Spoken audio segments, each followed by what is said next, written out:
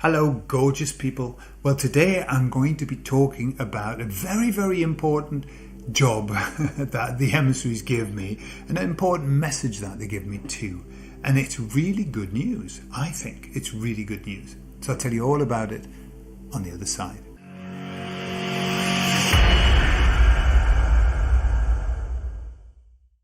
So in the very last communication I had with the emissaries, they were talking about this, that it's time to shift. It's time to shift, that's what they said. And they said it's time now for us to go on our inner journey. Okay? And this is what it's all about. And they said it's time now to silence the ego. Okay? To get rid of it, to stop the ego. And so I said to them, well, how do we do that? How do we stop the ego? And they said, well, what we do is we have to start looking at our values and our beliefs. Okay? I think, well, how can that be? And they said, we've got to start looking at the fact that some of our values that we carry are not ours. And many of the beliefs that we carry are not our beliefs. And so these are, it's almost like ghost in the machine. These are programs that we're running that are hampering our movement forward. Okay, the ego is hampering our movement forward. And I wasn't quite understanding what they were meaning, and they were saying the limiting beliefs are causing us problems. The limiting beliefs that we hold about ourselves, okay, and about the world and things like that.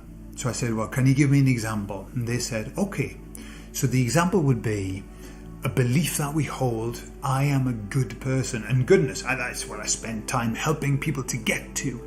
I'm a good person. And they were saying that that's a limiting belief. Right? I was thinking, how can that be a limiting belief? And they said, the limiting belief is that if you believe that you are a good person, what happens is when you fall from grace, when you do something bad, then you judge your own self. You see, there's like, if you imagine values, beliefs come from values, if I understand it. That's the way I understand it, right? Beliefs come from values. So a value that we might have is that this good people do good things. Okay? That's like, it's like a value. Good people do good things. I like people who do good things. Right? So that's your value. And then the belief might be, I am a good person, therefore. Yeah, good people do good things, therefore I'm a good person. The problem is that when you're not a good person, then you are breaking your own belief. You're going against your own belief and also against your own value. And so what happens is that you have a big downer on yourself. It brings you down. Okay? It also inflames the ego, and the ego kind of gets really upset because the ego wants perfection, doesn't it? It wants you to be perfect.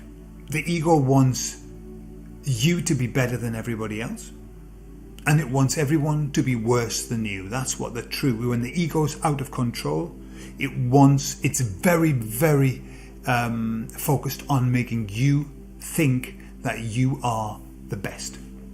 Yeah, and everybody else is just second best. All right, so, but it also, it has like this sting in the tail that when you're not, you get punished. It punishes you with horrible thoughts about yourself. So this is what the emissaries were talking about, that even what we perceive as our positive beliefs limit us, because then we start eating our own tail. When we fail against our values and our beliefs, then we start disliking who we are. Okay? So it's like this loop that we get into. So what they said, just as an aside, they said, Gordon, your job, we want you to develop a course that's going to help people to analyze their values and beliefs and to put right these limiting values and limiting beliefs. Okay, so I'm busy just working through that about how I can do it. I think I know they showed me how I can do it, but I need to plan it out. Okay, so that course is for the probably heading toward the spring of next year, and it'll be a course that I don't know how I'm going to do it, but I open it up to anyone who wants to come and do it. And it's kind of like all I'll be doing is teaching you a method, and then you'll be going and doing the work with yourself. It's like an ongoing work, because God, we have so many beliefs and we have so many values that from in so many different areas of our life that we've really got to start working through them. So what's really interesting about this conversation I had with them was that they said, because this has to be done now, work with the ego, to silence the ego. It's kind of like to get rid of the ego. That's what they were saying. The feeling, or silence it, or I don't suppose we ever get rid of it, but silence it. And they said, because the work in the 3D is just about done. Their words were, it's nearly complete. Right? And then they went, so now it's important, blah, blah, blah. And I went, hang on a minute. Just back up. What did you say? That work in the 3D is nearly complete? And they said, yes, it's just about done now. This is the feeling that I got from earlier as well. It's like done now. It's done. It's not over, but it's done. And they said, there are others who will be dealing with what needs to be done. Right? That's what they said. But that's not where their focus is. It never has been. Their focus is never with the people who are there actioning and doing all of the details. They just said it's nearly complete, which I thought was great. And they just threw that in like, well, whatever, nearly complete. Now we've got to focus on something else. Okay. So I said to them, but hang on a minute. If in the process of the Great Awakening and moving into the age of light and all of that, isn't that just going to heal the ego anyway? Is that not going to resolve anything? Why would we need to do that work? And they said, well, because you were the front runners. Okay, you were the front runners.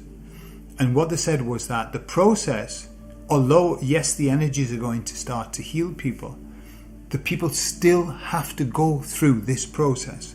It's still going to be hard. Just because they're going to have the help of the energies doesn't mean it's going to be any easier. This movement, this healing of the ego. They're going to need help.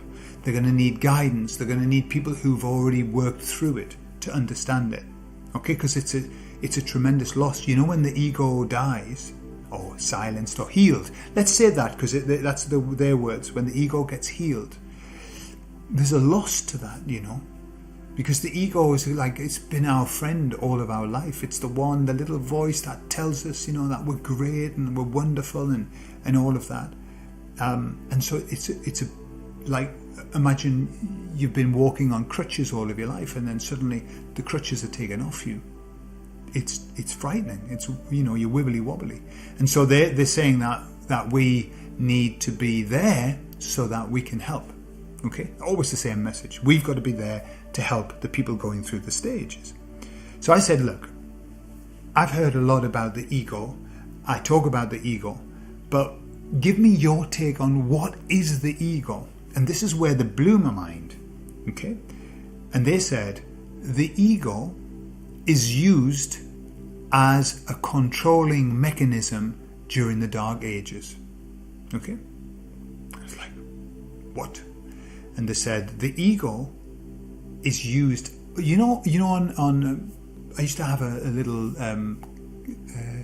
Yamaha FS1E 50cc moped, yeah, and it had a governor on it, and the governor wouldn't let me go over a certain speed.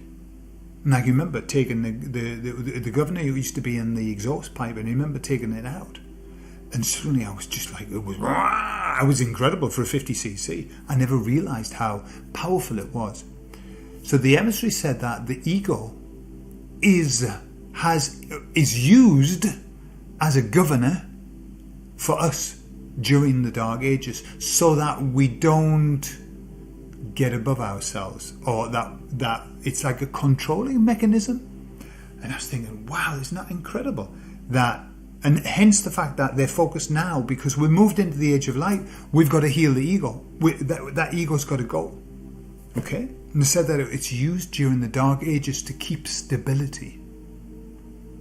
Okay? But whatever that means, to keep stability. But there's no place for the ego in the Golden Age. There's no place for it, because it has a job to do in the Dark Ages, which I suppose is suppression, and the suppression of who we are. You know, the whole idea of the Golden Age is that it's the process of finding out truly who we are. And in the Dark Ages, that's not the purpose of being there. Yeah? And they said that the ego's job is also to want us to find perfection in our own selves. Yeah.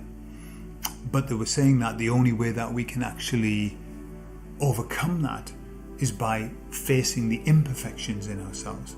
Because lots of people with tremendous ego can't even go there. They can't even look at that shadow side of themselves. They can't.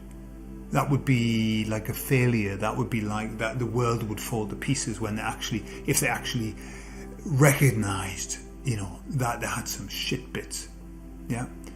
But I think what the emissaries are saying is that for us to heal the ego, we've got to focus on the shit bits. We've got to accept that the yin and yang is always there, that we're always going to have shit bits. Yeah. Probably even in, you know, as we progress, we're always going to have shit bits. And I was like thinking, wow. So the ego is put there on purpose during the Dark Ages to like keep stability, to keep humankind chained, I suppose, into that way of thinking. And I said to them, who put that there? Who puts it there? Thinking it's going to be the devil. The devil puts it there. He creates the ego and all of that, you know. And they said, I asked the question, and they said, it has absolutely no bearing on the situation who put it there. There's absolutely no need for you to know who put it there. And they said, why do you want to know who put it there? So that the ego can then blame them? And I had to laugh, because I was thinking, well, that's exactly it. We want to know, who did that? Who did that? Well, that's disgusting. I'm disgusted. Yeah? So, I have no idea who puts the ego there in the place. I mean, I've got a funny feeling. But hey, it doesn't matter, because it's all part of the plan, isn't it? I mean, this is just a game, isn't it? It's just a game that's happening. And we decide where we want to drop into that game and experience that particular part of the game. You know, so it's no big deal. I think we end up taking things far too seriously, don't we? Because we're in it. Obviously, we take it seriously. But imagine, you know, from the emissary's point of view, it'd be like me asking, so who wrote that piece of the program? It's like, well, what does it really matter? What does it matter who wrote that piece of the program? It's there, and it does a job, it has a purpose, so just shut the fuck up. You know? That's kind of what they were saying to me. Yeah. But of course, we you know, it's very different. Their perception, our perception. We're here in the 3D. We're living it, breathing it, you know, working through it. And so we tend to want to know the details, but that's not important. Okay? So they say. So there we are. So that's my job, is to work on how I could run a course that would help people to start to heal the ego, to calm it down, and to let it kind of, I suppose, like letting yourself see the reality about you, and then, you know, the ego then is gone. I suppose it's like taking the governor off you. Yeah.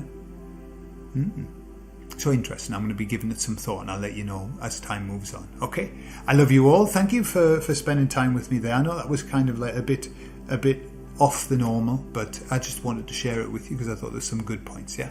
So I love you all, and I'll see you soon. Bye bye.